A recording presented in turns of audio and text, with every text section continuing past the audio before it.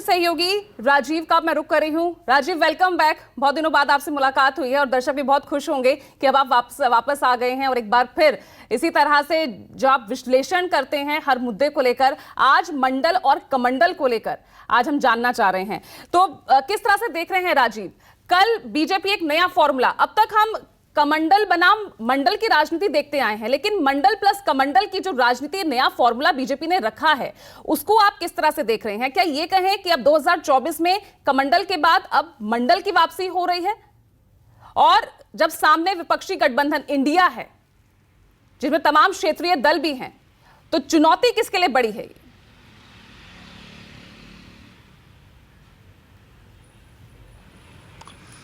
देखिए पूजा, ये मंडल कमंडल की राजनीति आज की नहीं है। जब मंडल आयोग की सिफारिशें लागू हुई और राम जन्मभूमि का आंदोलन बीजेपी ने तेज करने की बात की, तब इसे नाम मंडल और कमंडल का नाम दिया गया। लेकिन अगर आप देखें, जब आप कमंडल की राजनीति की बात करते हैं तो इससे एक संदेश ये जाता है कि आप फॉरवर्डों की राजनीति की बात करते हैं। कुल मिला के इस देश की राजनीति जाति के इर्द गिर्द ही घूमती है और जाति सबसे बड़ी सच्चाई है। दूसरी बात, जाति और धर्म ये एक दूसरे की काट भी है और ये कार्ड भी है राजनीतिक तौर पर। अगर आप देखें तो मंडल और कमंडल की राजनीति के समय से ही जिन्होंने सिर्फ मंडल की राजनीति की वो भी कुछ न कर सके, जिन्होंने सिर्फ कमंडल की राजनीति की वो भी कुछ न कर सके। जिन्होंने कॉकटेल मंडल और कमंडल का किया वही सत्ता पर काबिज हो सके, जन समर्थन उन्हें ज़्यादा मिला। अगर भारतीय जनता पार्टी अपने जो राम जन्मभूमि के आक्रामक दिनों की बात करें तो अब उन्होंने लोध समुदाय जो कि ओबीसी से आते हैं, कल्याण सिंह को जब अपना चेहरा बनाया, तब भारतीय जनता पार्टी इतनी मजबूत स्थिति में उस समय उत्तर प्रदेश में पहुंची जिसकी कल्पना बहुत लोगों ने नहीं की थी। उसकी वजह कल्याण सिंह का चेहरा था, उसकी वजह एक बड़ी बैकवर्ड कम्युनिटी का साथ होना था और उसकी वजह से और दूसरी बैकवर्ड कम्युनिटी जिनकी पॉपुलेशन ज़्यादा है, वो हिंदुत्व और मंडल के कॉकटेल की वजह से भारतीय जनता पार्टी इतनी मजबूत हुई। उसके जवाब में मुलायम सिंह यादव और मायावती ने भी कार्ड खेला। उन्हें लगा कि सिर्फ बैकवर्ड से नहीं हो सकता, तो अब उन्होंने अपने फॉरवर्ड चेहरों को आगे किया। अमर सिंह को किया, जनेश्वर मिश्रा को किया, मोहन सिंह को किया, कपिल देव सिंह को किया। और इस तरह के चेहरों को जब सामने किया तो फॉरवर्डों को बैकवर्डों का वोट और फॉरवर्डों का चेहरा, ये कॉम्बिनेशन मिला करके मुलायम सिंह यादव ने भी अपनी सत्ता में मजबूत स्थिति पकड़ बनाई।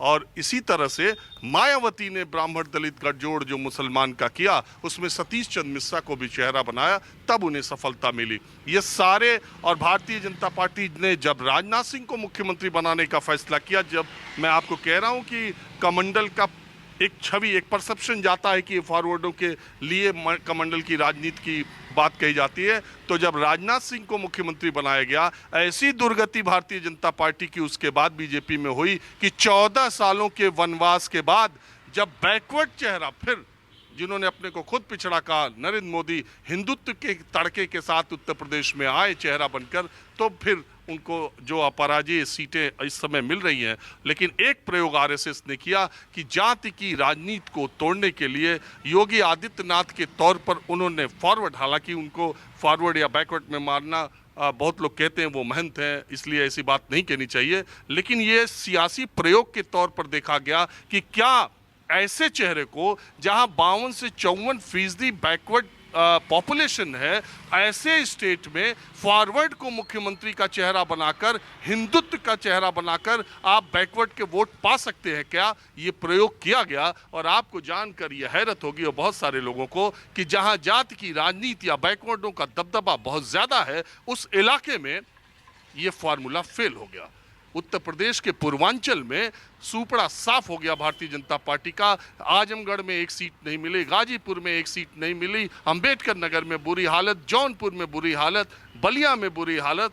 और इसको भांपते हुए ही संघ और भारतीय जनता पार्टी ने यह फैसला किया कि पानी पी पी कर गाली देने वाले ओम प्रकाश राजभर और दारा सिंह चौहान को लोकसभा चुनाव से पहले भारतीय जनता पार्टी के खेमे में लाना जरूरी है। तो इसलिए जाति के जो समीकरण है और हिंदुत्व का जो तड़का है, उसके जरिए भारतीय जनता पार्टी उत्तर प्रदेश में अपने को साधने निकली है।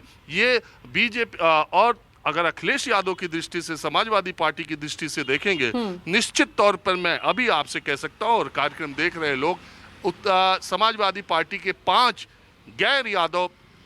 गैर मुस्लिम नेताओं के नाम नहीं बता पाएंगे। अखिलेश यादव की यही सबसे बड़ी कमजोरी है। उन्हें वो इस दिशा में, हालांकि वो पिछड़ों का महासम्मेलन कर रहे हैं, लेकिन भारतीय जनता पार्टी चुनाव तक जाते जाते उन्हें यादव और मुस्लिम की पार्टी बनाने में कोई कोर कसर नहीं छोड़ेगी। लेकिन जब आप बिहार पे जाती है तो वहाँ की 2 बैकवर्ड बहुत जो मजबूत कम्युनिटी है, कुर्मी और यादव, वो एक कॉम्बिनेशन बहुत तगड़ा मुसलमान के साथ मिलकर बनता है। तभी तेजस्वी और नीतीश भारतीय जनता पार्टी पर जमीनी तौर पर बिहार में मजबूत होते दिखाई देते हैं। बिल्कुल। और राजीव, क्योंकि अभी आपने जैसे जिक्र किया यूपी का, इस बीच हमें पश्चिमी उत्तर प्रदेश, वहां की राजनीति को भी नहीं भूलना चाहिए। अगर ये वोट बैंक यहां पर साधने की कोशिश की जा रही है तो इसका पश्चिमी उत्तर प्रदेश पर कितना असर पड़ने वाला है, ये भी एक बड़ा सवाल है।